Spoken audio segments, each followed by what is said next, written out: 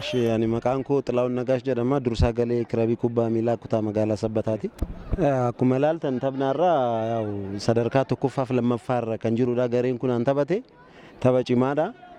Tapha kana dursa galchaatuma goolii galchaa turre. Qabxii keenya kabachiisaa ijoollees jijjiirree turre.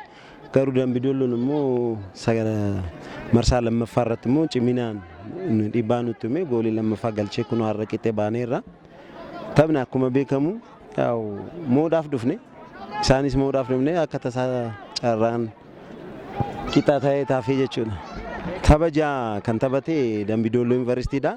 Qabxii 10 tokkoffaadha. Nu immoo 5 taphannee 4 taphannee har'a shanaffaa keenya qabxii 9 lammaffaarra jirra.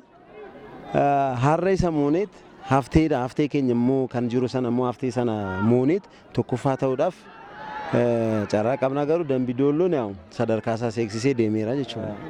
Kwaasiiwwan baay'ee goolii ta'uu danda'an baay'eetu fashalaa'e. Barranyaan Dambidooloo carraa goolii 3 ta'u nu jalaa fashaleesseera. Cimina goolii eegaas immoo hamilee kennuu qabna. Kanaan fufu jenna.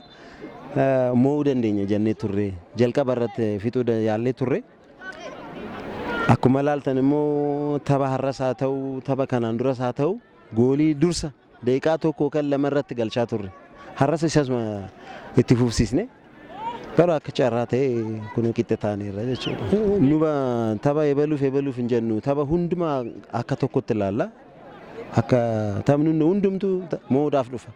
Nus immoo ebaluun akkana jennee yaannu hundumtuu nuuf qixxeedha. Amma daqiiqaan 90 amma dhumutti kilabiin hundumtuu nuuf qixxeedha. Hunduma ija tokko ilaallee dhufna.